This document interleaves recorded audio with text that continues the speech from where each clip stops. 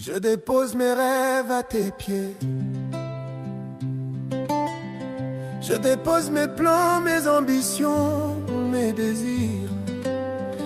J'ai trop voulu faire à ma manière, mais aujourd'hui je veux seulement ce que toi tu veux pour moi. Même si je ne comprends pas, même si le chemin me semble dur, je choisis ton plan, pas le mien. Non pas ma volonté, mais la tienne. Tu es béni ce matin ce soir dans le nom précieux de Jésus-Christ. Amen. Amen. La grâce de l'Éternel est sur toi dans le nom précieux de Jésus-Christ de Nazareth. Amen. La faveur de l'Éternel est sur toi ce soir dans le nom de Jésus-Christ. Amen. Je vois ton témoignage arriver à grands pas dans le nom de Jésus-Christ. Amen. Tout est accompli, le voile est déchiré. Tout est accompli, amen.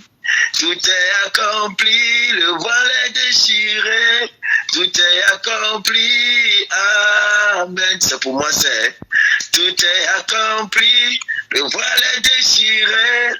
Tout est accompli, amen. Ce voile est déchiré. Dans ta vie, il est déchiré. Dans ta famille, il est déchiré. Dans ta maison, il est déchiré. Le voile est déchiré. Somebody say amen. Amen.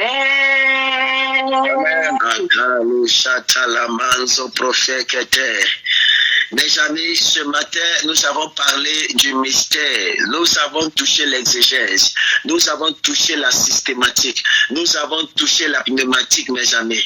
Ce soir, nous allons un peu parler, mes amis, simplement d'une théologie simple et pratique, mes amis. Les implications du voile du temple déchiré. Quelqu'un dit avec moi, les implications du voile déchiré.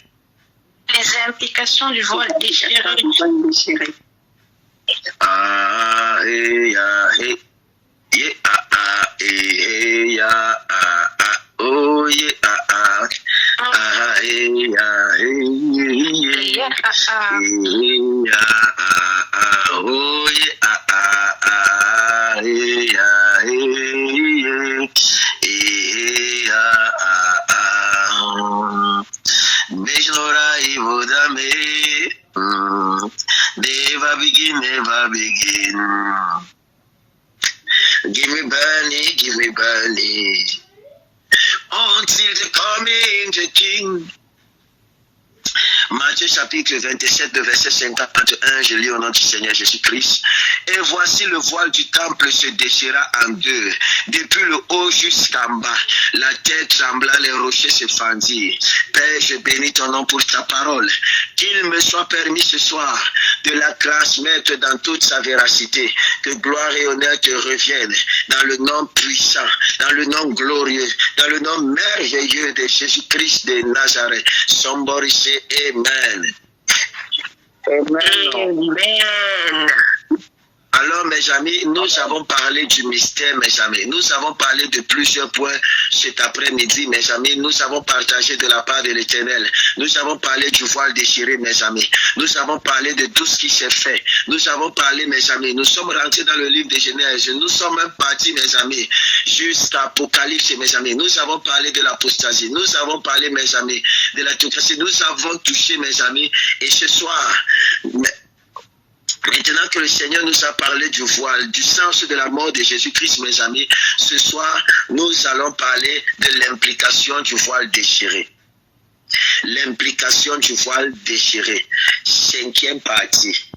L'implication, mes amis, du voile. Du déchirement du voile. 2 points, le voile déchiré, 5e partie. Vous avez demandé que j'augmente, non, mes amis. Donc nous continuons un peu dans le mystère. Le christianisme, mes amis, contrairement à ce que beaucoup de personnes croient, n'est pas simplement une histoire de religion, mais théologiquement parlant, ceci, mes amis, peut être défini comme une religion, si on peut le dire ainsi. Une religion de révolutionnaires, mes amis. Il y a eu un certain nombre d'événements porteurs de sens spirituel, mes amis, qui s'était passé quand Jésus-Christ rendit l'âme, quand Jésus-Christ dit, quand Jésus-Christ rendit l'esprit, notamment, mes amis, la déchirure du voile du temple, le tremblement de terre, la résurrection des saints.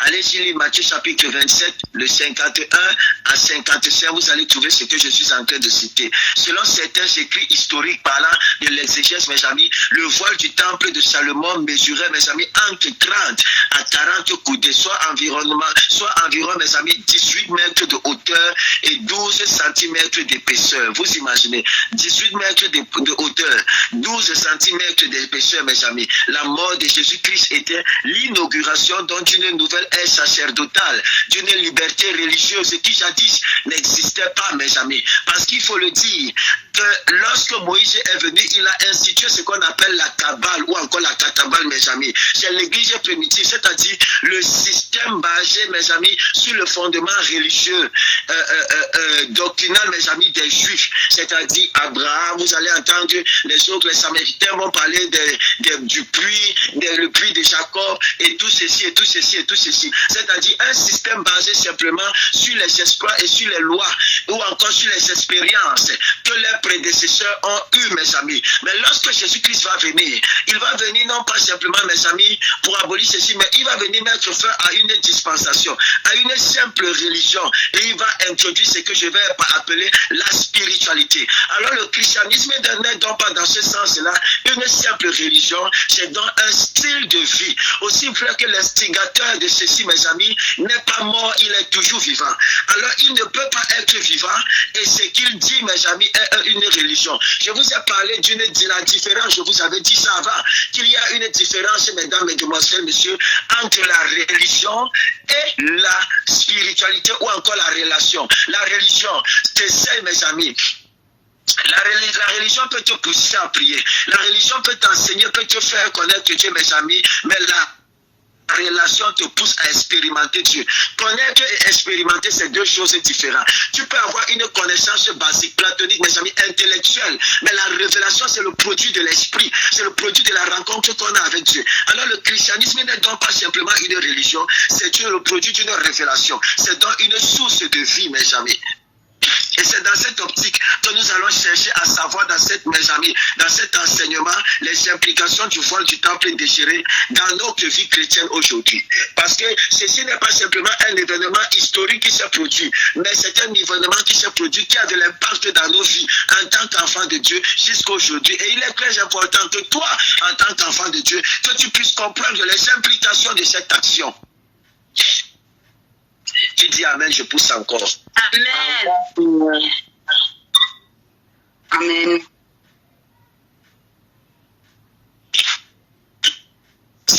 Tu dis Amen, non pas.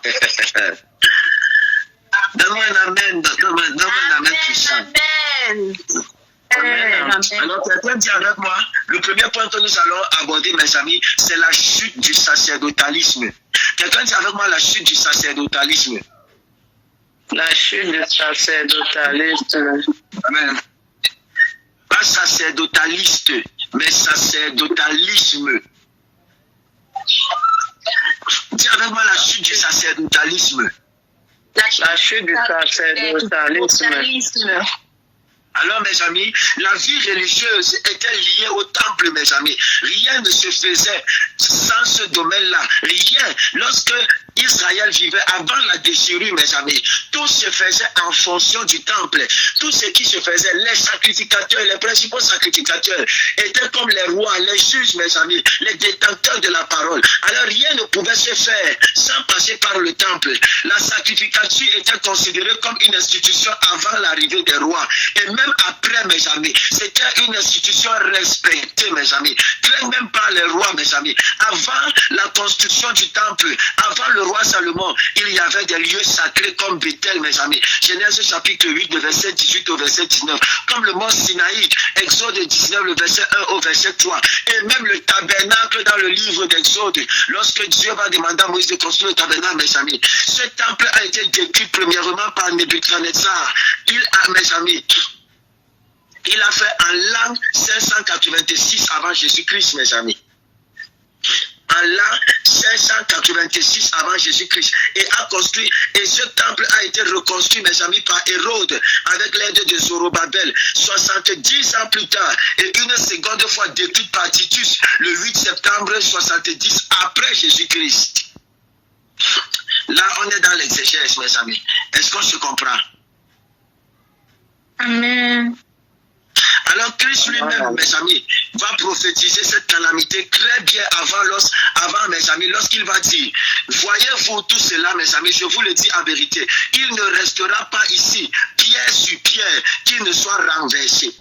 Donc avant que Titus ne vienne renverser le temple 70 ans après Jésus-Christ, Jésus-Christ avait prophétisé de son vivant après sa crucifixion. Il avait dit, vous le voyez, il ne va pas rester ici pierre sur pierre. Le temple qui avait été détruit par Zorobabel, mais il est détruit par Nebuchadnezzar et reconstruit par Zorobabel, mes amis, sera détruit par Titus. Matthieu chapitre 24, de verset 2. Jusqu'ici, on est ensemble. C'est l'introduction, mes amis. Amen. En plein, le temple était détruit premièrement par les Babyloniens et deuxièmement par les Romains. Amen. Détruit par les Babyloniens et deuxièmement par les Romains, mes amis. Il s'y de bien noter que toutes ces tentatives étaient inscrites dans le plan de Dieu, mes amis, pour changer le régime sacerdotal en place. Car le premier n'avait pas apporté le résultat escompté. Alors il fallait, mes amis, le second pour introduire quelque chose, mes amis. Comme cela nous a été rapporté dans le livre de Hébreux chapitre 10, verset 4. Il dit, il est impossible que le sang des taureaux et des boucs ôte les péchés, mes amis. De ce fait, il fallait donc un changement profond. Il fallait un changement, mes amis, profond. La chute du sacerdotalisme qui plaçait les prêtres entre Dieu et les hommes. Et ce changement est venu avec Jésus-Christ. Il fallait, mes amis, que le voile soit déchiré pour mettre fin au sacerdotalisme. Ici, mes amis, après le sacerdotalisme, les hommes n'auront plus besoin, mes amis, des sacrificateurs comme intermédiaires pour parler à Dieu. Maintenant, chacun sera porteur de Dieu. La différence était qu'à cette période, Dieu descendait en des lieux et en des personnes de façon périodique, mes amis. Mais aujourd'hui, après la mort, la résurrection, la déchirure du temple, le Saint-Esprit est descendu. Après l'analyse, ceux qui ont suivi, mes amis, le message précédent, après l'analyse du sang par les chérubins, lorsque les anges et les chérubins ont trouvé le sang digne, la Bible déclare que Dieu va déchirer le temple et il va désormais faire descendre sa présence qui va habiter au milieu des hommes. Et le ciel va s'ouvrir, mes amis. Dieu viendra donc à la rencontre des hommes. Nous avons parlé de ça à 15 heures, mes amis. Dieu viendra donc à la rencontre des hommes. Maintenant, il n'y aura plus une inimitié. Ça veut dire que le souverain sacrificateur qui servait d'intermédiaire devient simplement un conducteur. Hello. Amen. Il n'est plus simplement, il n'est plus un intermédiaire, c'est-à-dire il ne faut plus appeler, il ne faut plus passer automatiquement par lui pour parler à Dieu, mes amis. C'est le conducteur. Un conducteur, c'est celui qui vous conduit. Il vous amène quelque part. Et vous amenant, il vous enseigne. C'est comme un professeur. Il vous enseigne comment faire pour développer votre relation avec Dieu. Et comment, mes amis, vous pouvez entrer en communion et en communication avec Dieu. Il ne parle plus simplement de la part de Dieu, mais il vous enseigne aussi comment écouter Dieu. C'est ça la fin du sacerdotalisme, mes amis. Le sacerdotalisme, mes amis, disait, mes amis, qu'un homme, un chrétien, ne pouvait pas entrer dans le lieu très saint. Mais la fin du sacerdotalisme implique et dit, mes amis, que nous pouvons entrer dans le lieu très saint parce que nous portons le saint en nous. Et nous sommes faits saints par lui. Amen. Jusqu'ici, on se comprend. Amen. Amen. On peut aller encore un peu en profondeur? Amen. Amen. Quelqu'un dit avec moi l'inauguration du sacerdoce universel. L'inauguration du sacerdoce universel. Écoutez-moi, mes amis, le sacerdoce universel veut simplement dire que tous les chrétiens sont des prêtres.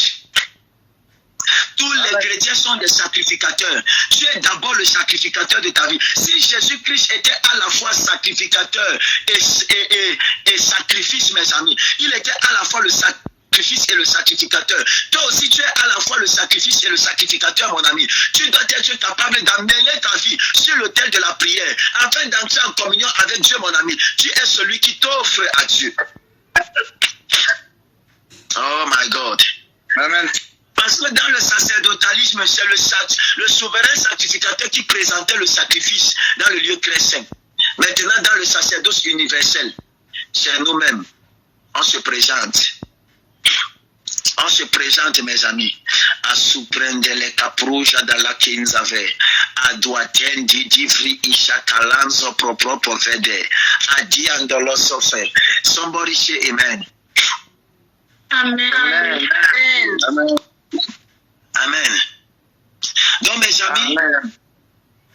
Il n'existe plus, mes amis, une caste, mes amis. Il n'existe plus, mes amis, une certaine catégorie de personnes. Il n'existe plus, mes amis, une catégorie sacerdotale qui dirige ou facilite les demandes des chrétiens. Non, mes amis, le sacerdoce universel parle de la déclaration joannique, mes amis, qui dit dans le livre d'Apocalypse, chapitre 1, le verset 5 au verset 6, qui nous a délivrés de nos péchés par son sang et qui a fait de nous un royaume, des sacrificateurs pour Dieu, son Père. Ayama, la mort et la résurrection de Jésus-Christ sont donc, mes amis, des enclencheurs du nouvel âge, mes amis, une nouvelle dispensation, une nouvelle alliance. L'ancienne alliance, mes amis, insuffisante, avait achevé sa mission pédagogique, mes amis, de nous amener vers la nouvelle en Christ. Et maintenant, la nouvelle en Christ, mes amis, a commencé, mes amis, sa mission pédagogique en nous introduisant dans la relation avec Dieu. Alors la déchirure du voile implique, mes amis, que le sacerdotalisme est terminé et le sacerdoce universel est introduit. Amen. L'ancienne alliance et la nouvelle sont comme Jean-Baptiste et Jésus-Christ, mes amis. Quand Christ commença sa mission, celle de Jean s'arrêta pour, mes amis, cette raison simple que Jean-Baptiste va dire dans le livre de Jean, chapitre 3, le verset 4. Il faut qu'il croisse et que je diminue. Alors le sacerdotalisme va disparaître pour que le sacerdoce universel entre. Est-ce que je parle à quelqu'un? Alors aujourd'hui, il n'est plus simplement question de chercher un intermédiaire, mes amis, pour confesser ses péchés ou pour demander pardon à Dieu pour ses offenses. Jésus-Christ devient le seul médiateur, le seul avocat, parce qu'il va le dire dans le livre de 1 Timothée 2, le verset 5. Il y a un Dieu et aussi un seul médiateur entre les hommes et entre Dieu et les hommes, mes amis. C'est qui? Dans l'ancien âge, quand on péchait, mes amis, et demandait pardon à Dieu par un sacrifice, Dieu pardonnait, mais les conséquences demeuraient, mes amis. Or, dans le sacerdoce universel, en revanche, dans la nouvelle alliance, mes amis, dans l'alliance inclusive, quand on commet un péché et qu'on leur demande pardon, il nous pardonne et il efface les conséquences. Il a ôté l'acte dont les conséquences nous condamnaient, mes amis. Christ est le seul avocat auprès du Père contre les accusations du diable qui nous accuse chaque seconde, mes amis. Lorsque le voile est déchiré, il se place comme un avocat. L'accusateur n'a donc plus le droit de nous culpabiliser, nous empêchant de nous rapprocher et d'être dans la présence de Dieu. Parce que dans le sacerdoce universel, nous sommes tous dignes de nous retrouver dans la présence de Dieu. Dans le sacerdoce universel, nous sommes tous dignes d'être dans la présence de Dieu. Nous n'avons plus droit à nous laisser manipuler par une autoculpabilité, produit de l'accusation de l'accusateur, mes amis, nous poussant à nous éloigner de la face de Dieu, sous un régime, mes amis, du sacerdotalisme qui prétend qu'une personne doit encore se tenir pour que nous sentions que non, cette prière a été faite, mes amis. Non, mes amis, non. Dans le sacerdoce, mes amis, universel, nous sommes introduits, nous avons la capacité de nous introduire par notre pureté, par notre sincérité et par la profondeur de notre confession, d'entrer en Jésus-Christ, mes amis, et de devenir un avec lui. Plus d'intermédiaires, mes amis. Tu portes désormais Dieu en toi et tu as la capacité de communiquer avec le Dieu qui est en toi. Amen. Ce peuple ne comprend pas, c'est pourquoi ils ne disent pas Amen. Amen. Amen. Amen. Dans les sacerdoces universels, mes amis. Oh. Ayakamanda Labra Unsa. Dans les sacerdoces universels. Oh, on ne chasse pas les démons, mes amis, au nom d'un individu. Si puissant soit-il, on les chasse au nom de Jésus-Christ. On ne chasse pas le démon au nom du prophète Emmanuel. On ne va pas dire Saint Joseph. On ne va pas dire au nom du prophète Emmanuel. Seul le nom de Jésus-Christ reçoit et contient assez de force et de puissance pour libérer une vie. Allez-y, lire Acte 4, le verset 12. Notez bien. Jésus était descendu, mes amis, au séjour des morts pour libérer ces saints qui s'y retrouvaient, mes amis. La déchirure du voile du temple ouvre l'accès dans la présence de Dieu. Et n'ouvre pas simplement l'accès dans la présence de Dieu, mes amis. Mais cette déchirure du voile implique également la restauration, la résurrection d'un nouveau temple bâti par Dieu, lui-même à travers la nouvelle naissance de l'homme. Alors, le fait que Titus, mes amis, détruit le temple qui a été fait par des mains d'hommes, il est en train d'introduire, il confirme la prophétie que Dieu n'habite pas dans le temple et dans les maisons faites par les hommes. Parce que, mes amis, la nouvelle, la loi qui avait été établie au début, mes amis, disait que l'âge de l'alliance devait rester dans un temple fait de main d'homme. Mais lorsque Jésus-Christ va venir, la déchirure du temple, mes amis, va impliquer que cette fois-ci, lorsque à l'an 70 après Jésus-Christ, lorsque Titus, mes amis, un empereur gouverneur romain, va détruire le temple, mes amis, il est donc en train d'introduire, cette fois-ci, Dieu n'habite plus simplement dans le temple, nous devenons des temples vivants. Amen. Tu es un temple. Je suis un temple. Oh my goodness. Oh my goodness. C'est pourquoi Jésus-Christ va dire, mes amis, il va dire qu'il ne restera plus rien d'ici. Pierre pour pierre, il ne restera plus rien. Parce que je ne peux pas habiter sur une pierre bâtie par un homme. Je vais habiter sur une pierre construite par Dieu. Toi qui m'écoutes, tu seras le temple dans lequel je vais habiter. Alors il y aura plus d'inimitié où nous allons aller rencontrer Dieu dans un temple. Si les gens de ta famille doivent rencontrer Dieu, tu es le temple par lequel ils doivent passer pour rencontrer Dieu. Oh, Caparaïn, c'est quelqu'un ne comprend pas. Tu crois que Dieu, tu es le vase tout porte de Dieu. C'est ça qui implique la déchirure, mes amis, du voile, mes amis. Lorsque le voile est déchiré, nous devenons dans des vases qui transportent Dieu. Amen. Amen. Dieu n'habite plus dans une villa. Dieu n'habite plus dans une église. Dieu n'habite plus, mes amis, dans un bâtiment. Dieu n'habite plus, mes amis, dans un lieu, mes amis, construit. Que ce soit une cathédrale, que ce soit une basilique, il ne s'y trouve pas. En fait, c'est moi qui apporte Dieu dans ce lieu parce que je le porte. Yes,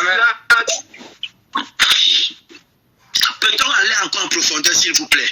Je suis excité par la parole de Dieu ce soir. Est-ce qu'on peut encore aller en profondeur? Amen.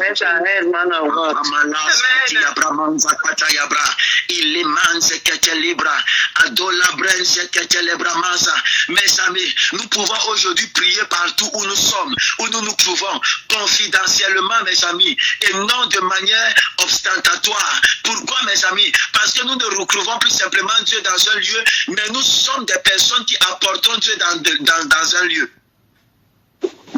Amen.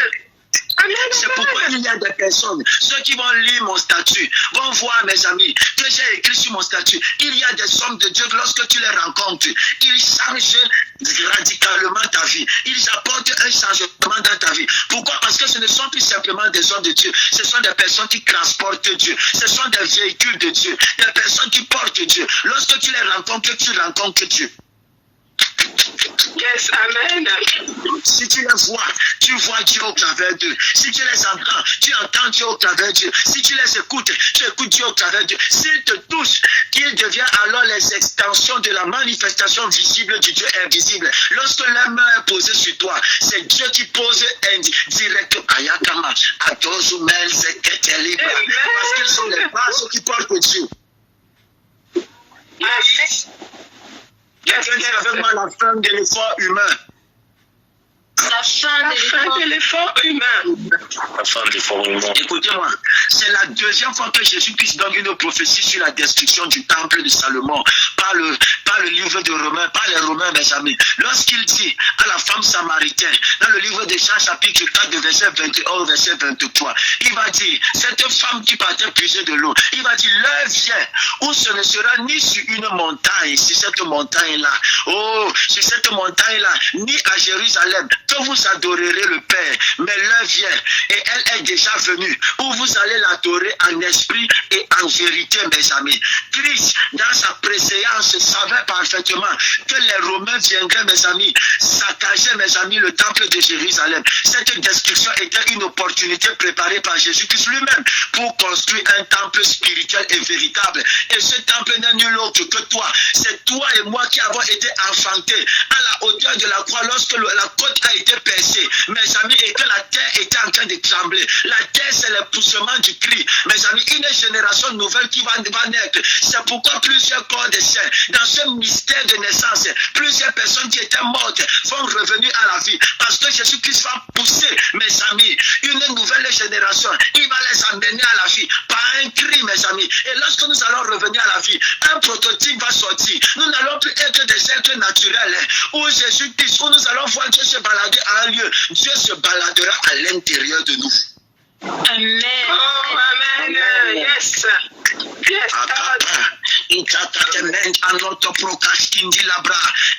Et ceci, mes amis, permets-moi de t'annoncer ça. Ceci n'est pas dans ta faveur. Ceci n'est pas par ta force, mon ami. C'est parce que Dieu t'a choisi. Il est déjà mort. Tout ce que tu as fait, c'est simplement l'accepter et t'identifier.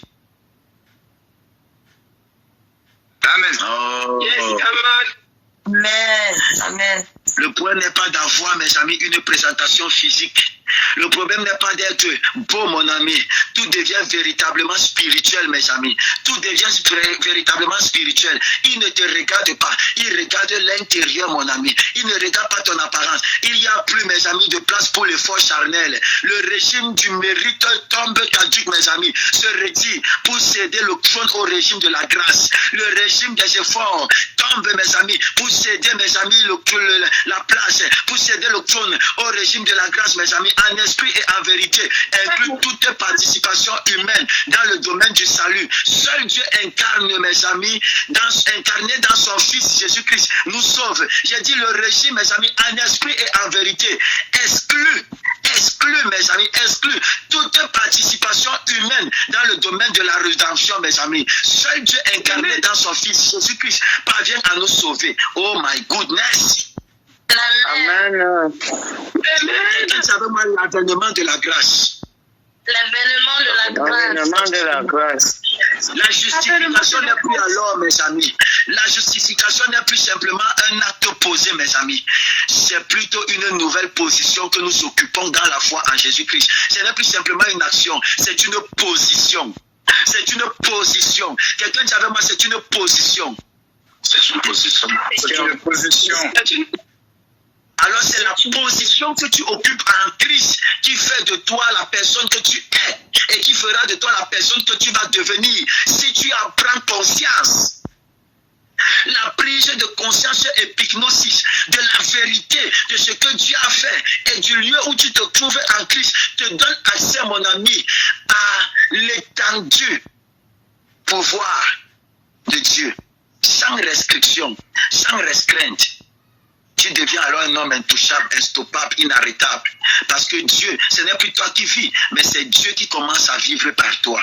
Yes. Amen.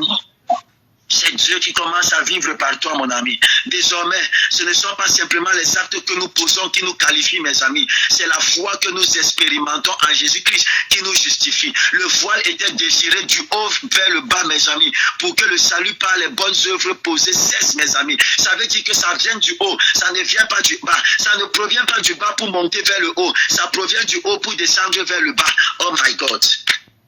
Tous tes efforts pour monter vers Dieu sont caducs. Parce que c'est Dieu qui descend vers toi. Thérèse, elle atteint ton micro. Est-ce que Thérèse peut muter son micro? Est-ce que vous comprenez? Tout effort, Thérèse, ton micro. Thérèse, mute ton micro.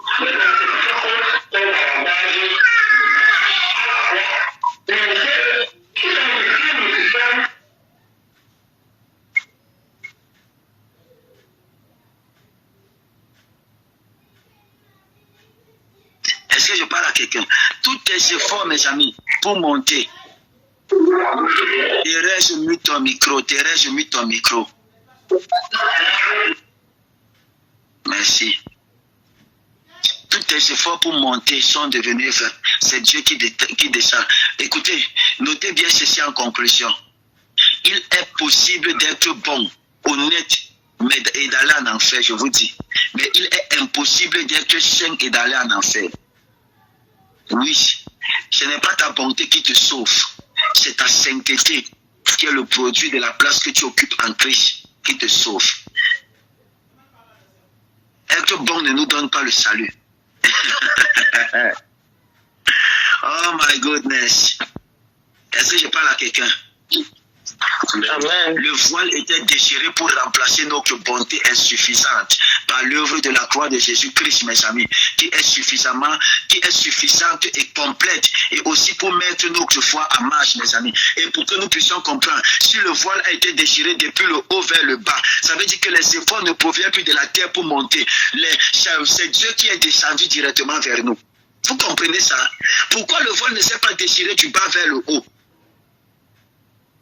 Ça a commencé du haut vers le bas, mes amis, pour annuler les efforts humains.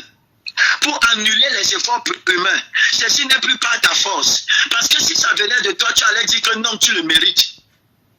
Ceci n'est plus par ta force. Ceci n'est plus par ta capacité. Ça vient du ciel. C'est ça la bonté de la grâce. C'est ça l'implication, mes amis, du voile déchiré.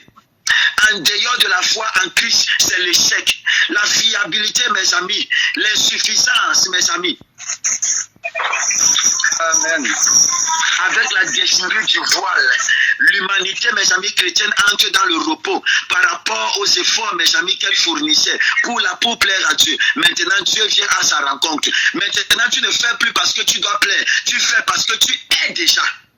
C'est ça la différence. Amen. Je ne balaye pas la maison parce que je veux habiter la maison. Je balaye la maison parce que je suis déjà dans la maison et parce que le lieu où je dois habiter doit rester propre. Come on. Amen.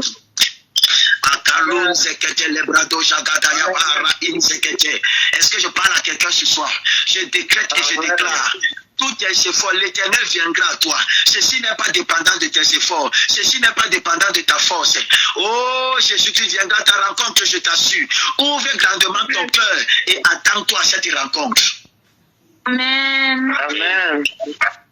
Si tu n'as pas été présent durant les précédents enseignements, s'il te plaît, lis les résumés qui ont été envoyés ou écoute les enseignements et le message qui sera partagé dans le compte, mes amis, pour que tu puisses bien comprendre ce que nous avons partagé ce soir. Que le Seigneur Jésus-Christ te bénisse, que sa grâce demeure dans ta vie et que sa faveur soit sur toi.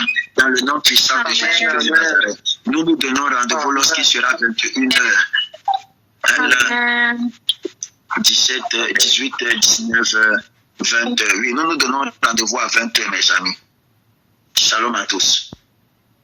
Shalom. Shalom, shalom.